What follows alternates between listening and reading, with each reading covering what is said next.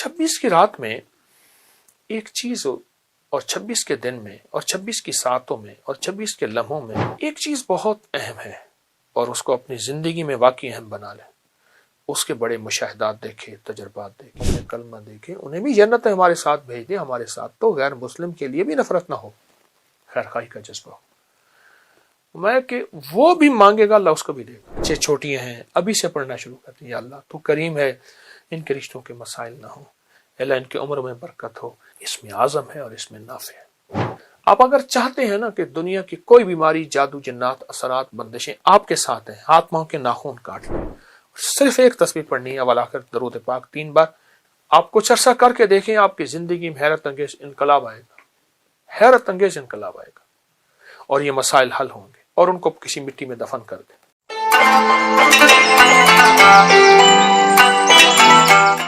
السلام علیکم ورحمۃ اللہ وبرکاتہ۔ 26واں روزہ، 26ویں روزے میں آپ کو علم ہے کہ ایک بڑی خاص سات آتی ہے، گھڑی آتی ہے، کیونکہ 26 کے آگے 27ویں ہے،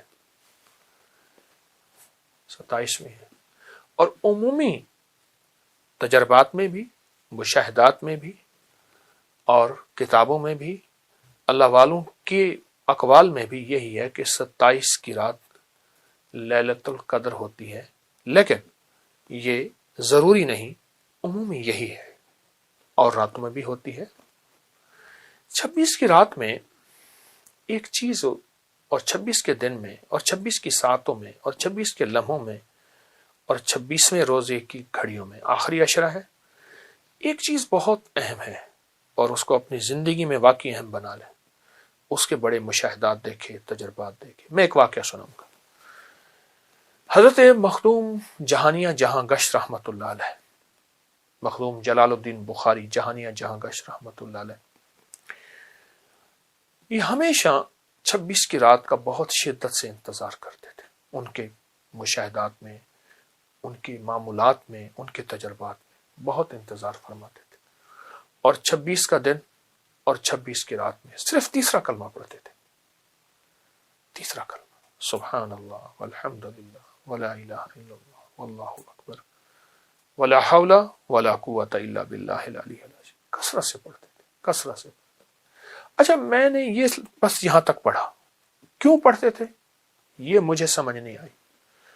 قدرت کا نظام دیکھیں، میں ایک دفعہ مطالعہ کر رہا تھا، مطالعہ کرتے کرتے ایک اور درویش کے تجربے میں آیا، انہوں نے فرمایا کہ جو 26 کی روزے کی ساعتوں میں، لمحوں میں تیسرا کلمہ پڑھے گا، کبھی اس کی دعا رد نہیں ہوگی، کبھی اس کی قبولیت میں اس کو شک نہیں ہوگا، اور یہاں تک فرمایا کہ اگر وہ شقی، ازلی شقی ہے، شقی سے مراد ایسا شخص جو کتابوں میں اس کریم کی لوح محفوظ میں لکھا ہے کہ یہ جہنمی ہے، اللہ سب کی حفاظت فرمائے، اللہ ہمارے غیر مسلموں کی حفاظت فرمائے، اللہ کملی والے کا انہیں کلمہ دیکھے، انہیں بھی جنت ہمارے ساتھ بھیج دے، ہمارے ساتھ تو غیر مسلم کے لیے بھی نفرت نہ ہو، خیر خواہی کا جذبہ ہو، میں کہ وہ بھی مانگے گا اللہ اس کو بھی دے گا، اور اس کی برکت سے اللہ اس کو سعید بنا دے گا، سعید سعادت مند بنا دے گا۔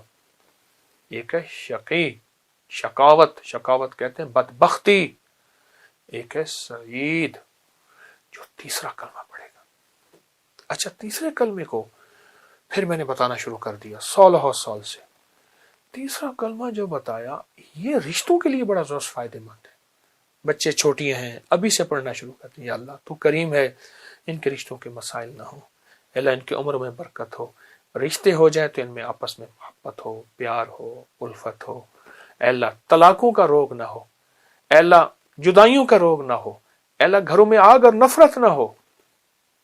تیسرا کلمہ، تیسرا کلمہ آپ جس حال میں ہیں وضو بے وضو پڑھ سکتے ہیں، بہت کثرت سے پڑھیے، بہت کثرت سے پڑھیے، اور تیسرے کلمے کی بہت طاقت ہے، تیسرے کلمے کی بہت تاثیر ہے ان مسائل کے لیے، خاص طور پہ جو گھر کی الجھنیں ہیں، جو گھریلو مسائل، ان میں تیسرا کلمہ بہت اس میں اعظم ہے اور اس میں نافع ہے، اس میں اعظم ہے اور اس میں نافع ہے، یہ ضرور اپنی زندگی میں آپ شامل کر لیں۔ اچھا پھر ٹوٹکا بھی بتا دوں ایک چھوٹا سا. آپ اگر چاہتے ہیں نا کہ دنیا کی کوئی بیماری، جادو، جنات، اثرات، بندشیں آپ کے ساتھ ہیں، ہاتھ پاؤں کے ناخن کاٹ لیں، سفید کپڑے میں، کاغذ میں یا ٹشو میں لپیٹ کے سامنے رکھ لیں، صرف ایک تسبیح پڑھنی ہے ولاخر درود پاک 3 بار، انا للہ و انا الیہ راجعون، انا للہ و انا الیہ راجعون. اپنی بیماری کا تصور کرتے ہوئے، اپنی مشکل کا، جادو جنات اثرات بندشوں کا، اپنی کسی ناکامی کا، اپنے کسی مسائل کا تصور کرتے ہوئے، اپنے ناخن کو دیکھتے ہوئے جو کپڑے میں لپٹے ہوئے ہیں، ٹھیک، اور ایک تسبیح پڑھنی ہے یہ انا للہ و انا الیہ راجعون. اس کے بعد دفن کر دیں. آپ کچھ عرصہ کر کے دیکھیں، آپ کی زندگی میں حیرت انگیز انقلاب آئے گا، حیرت انگیز انقلاب آئے گا، اور یہ مسائل حل ہوں گے. اور ان کو کسی مٹی میں دفن کر دیں. ہر دفعہ کر لیں، کبھی کبھار کر لیں، میں تو چاہوں گا ہر دفعہ کر لیں. ہاتھ پاؤں کو ناخن کاٹ کے کبھی نہ پھینکیں، اس کو محفوظ رکھیں، عمل کر لیں.